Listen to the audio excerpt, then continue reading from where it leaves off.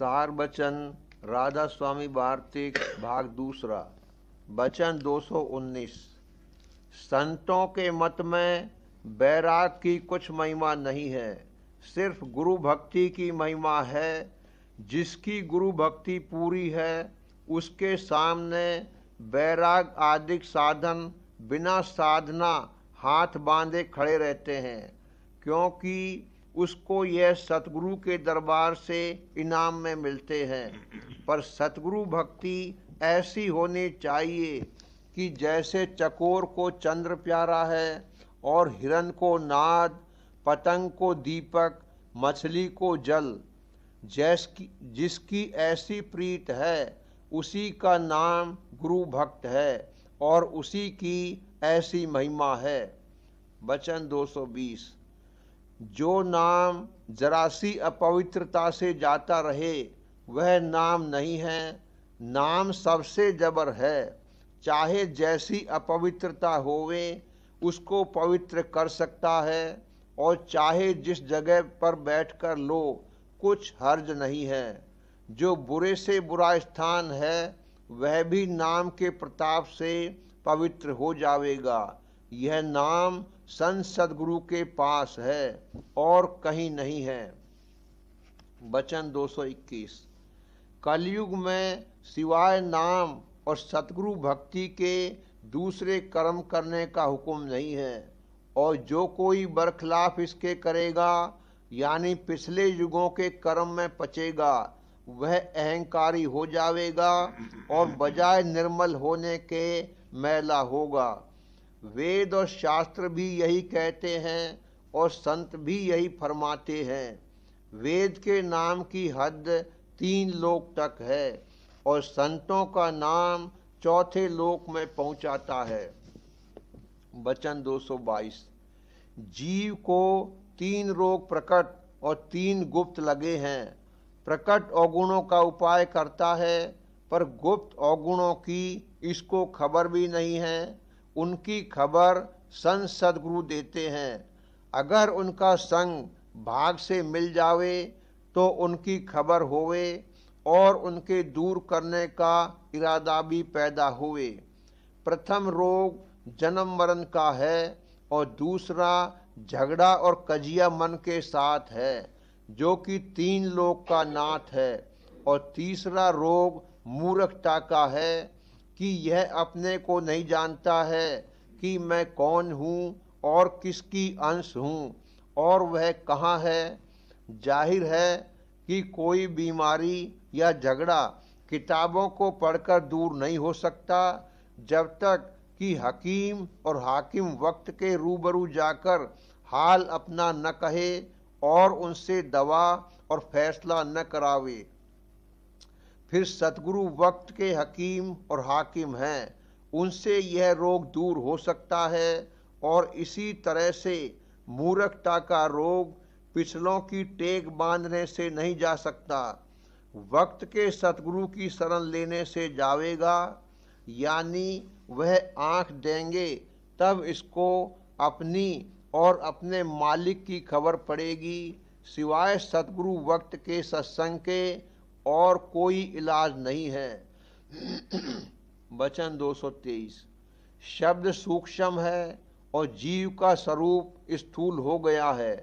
फिर जीव शब्द में एकदम कैसे लगे? स्थूलता के दूर करने का उपाय सतगुरु भक्ति है, और जब तक सतगुरु भक्ति दुरुस्ती से न बनेगी तब तक शब्द में लगने का अधिकारी न होगा। वचन 224। सतगुरु की पहचान मुश्किल है। जिसने सतगुरु को पहचाना वह निर्भय हो गया, क्योंकि जिस किसी की दुनिया के हाकिम से पहचान हो जाती है वह किसी को ख्याल में नहीं लाता, और सतगुरु जो कुल्ल के मालिक हैं उनकी पहचान जिसको आ गई और उसको फिर किसका डर रहा। सो यह बात किसी बिरले जीव को हासिल होगी।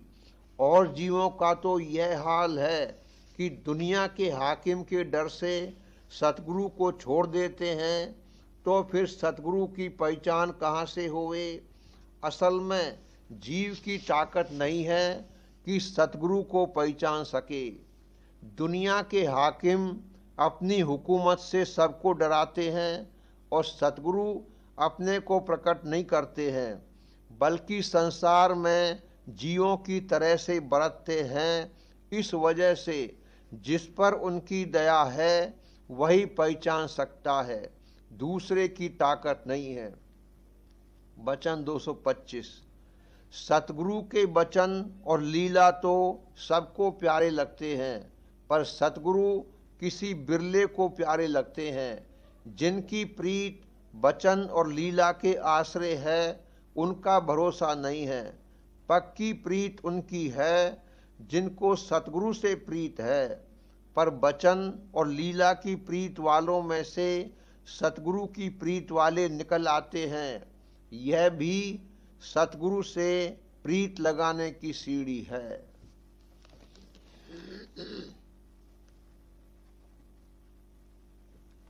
प्रेम पत्र राधा स्वामी, 5वां भाग, वचन 40वां।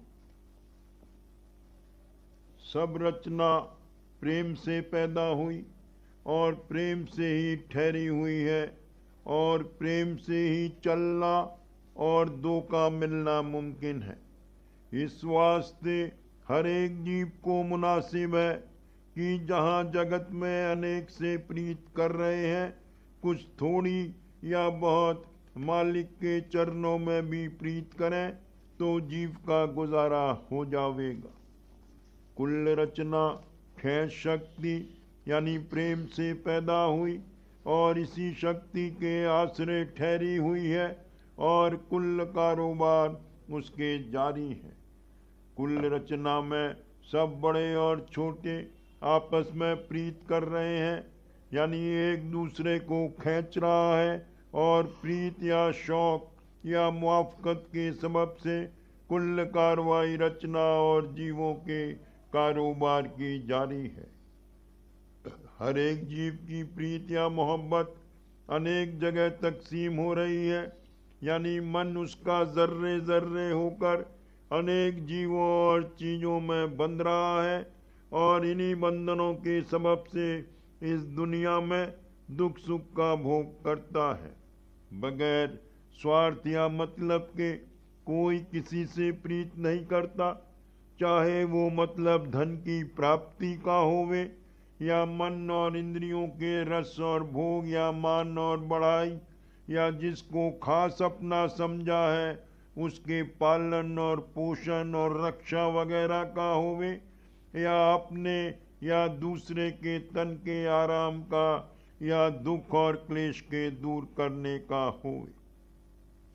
दुनिया की प्रीत ठहराव नहीं है और हमेशा बदलती रहती है, यानी उसमें कमी बेशी होती रहती है, क्योंकि दोनों प्रीत करने वाला और जिसके साथ प्रीत की जावे कायम नहीं रह सकते, और हर वक्त और हर रोज उनकी हालत बदलती रहती है, यानी बढ़ाव और घटाव और एक दिन अभाव होने की तरफ उनका झुकाव रहता है।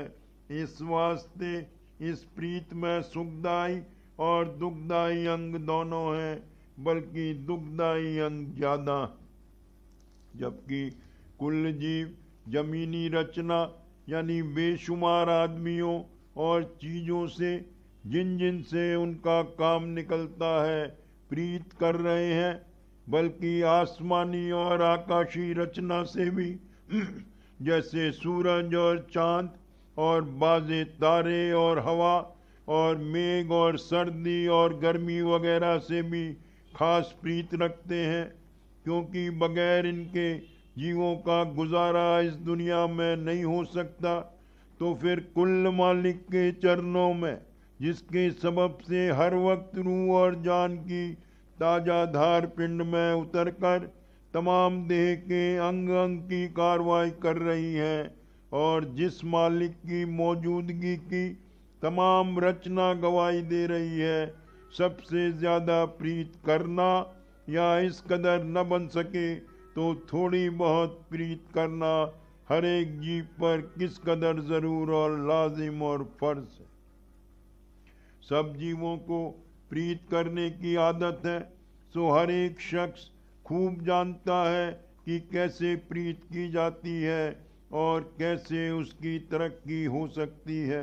इस किस्म का बर्तावा हर एक जीव अपने निहायत प्यारे रिश्तेदार और दोस्तों और कम प्यारे और दूर के रिश्तेदार और मुलाकातियों से हर रोज बरत रहा है, यानी अनेक दर्जे की प्रीत दुनिया में कर रहा है और उसी दर्जे के मुआफिक हर एक से बर्ताव करता है।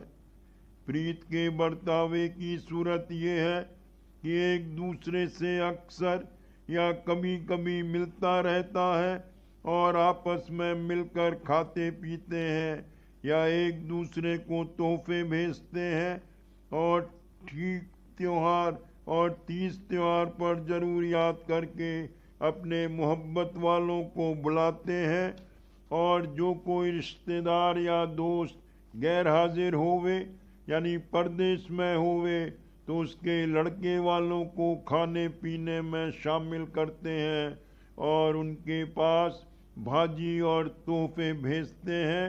ये बर्तावा निशान और सबूत प्रीत का समझा जाता है। जो कोई सच्चे मालिक के चरणों में किसी दर्जे की प्रीत सच्चे मन से करेगा, उसका दिल बगैर ऊपर की किस्म के थोड़ा बहुत बर्तावा करने के कभी नहीं मानेगा। लेकिन जो कि सच्चा और कुल मालिक गुप्त है और परे से परे देश में उसका धाम है, इस वास्ते जो कोई उसके साथ अपनी प्रीत को जाहिर करना चाहे वो उसके बाल बच्चों के साथ बर्ताव करे। मालिक के सच्चे प्रेमी और भक्त प्यारे बाल बच्चे हैं, इनकी मेहमानी और खातिरदारी करना गोया मालिक की सेवा करना है।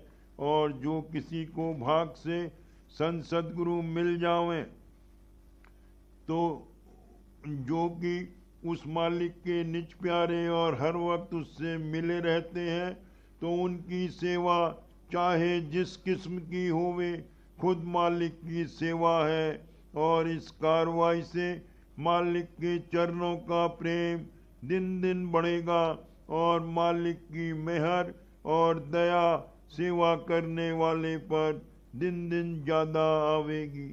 जब प्रीत ज्यादा होती है तब प्रीत करने वाले आपस में बार बार मिलते हैं। इसी तरह जब किसी को मालिक के चरणों में ज्यादा प्यार और प्रेम आवेगा तब उसके मन में जरूर मिलने के वास्ते यानी दर्शनों की प्राप्ति के लिए तड़प और बेकली पैदा होगी। ऐसा प्रेम बगैर सोहबत यानी सत्संग संत सद्गुरु और प्रेमी जन के किसी के मन में पैदा नहीं हो सकता। संत सद्गुरु और प्रेमी जन की महिमा बहुत भारी है। जिस किसी को उनका संग भाग से मिल जावे उसी के दिल में उनका और सच्चे मालिक का प्रेम बस जावेगा और दिन दिन तरक्की पाकर एक दिन प्रीतम से मिला देगा। यह देश बेगाना है यानी मन और माया का घर है और मृत्यु लोक कहलाता है, जहाँ कोई थिर यानी कायम नहीं रह सकता और हर एक की हालत छिन छिन बदलती रहती है। निज घर सूरत का ऊंचे से ऊंचे देश यानी राधा स्वामी धाम में है, सो जब तक सूरत पिंड देश को छोड़कर उस धाम में न पहुंचेगी तब तक कहीं उसको चैन नहीं मिलेगा। जब तक सूरत मुआफिक संतों के भेद के अभ्यास करके अपने निज धाम में न पहुंचेगी तब तक उसको पूरा चैन नहीं मिलेगा और जन्म मरण और देह के साथ दुख सुख भोगने का चक्कर नहीं छूटेगा। इस वास्ते सच्चे प्रेमी पर पिंड देश से चलकर ऊंचे देश की तरफ चलना और चढ़कर निज घर में पहुंचना वास्ते प्राप्ति दर्शन अपने प्रीतम के जरूर है। हाल और भेद रास्ते और उसकी मंजिलों का और जुगत चलने और चढ़ने की बखूबी संत सद्गुरु या उनके प्रेमी जन से मालूम हो सकती है। इस वास्ते प्रेमी को मुनासिब है कि पहले खोज संत सद्गुरु और उनकी संगत का लगावे और फिर सत्संग में पहुंचकर होशियारी से वचन सुने और समझे और उनके चरणों में प्रीत लगावे और बढ़ावे और शब्द मार्ग का उपदेश और उनकी दया और मेहर का बल लेकर नित्य अपने घट में अभ्यास करे, यानी शब्द और स्वरूप के आश्रय अपने मन और सूरत को निज घर की तरफ चलाता और चढ़ाता रहे।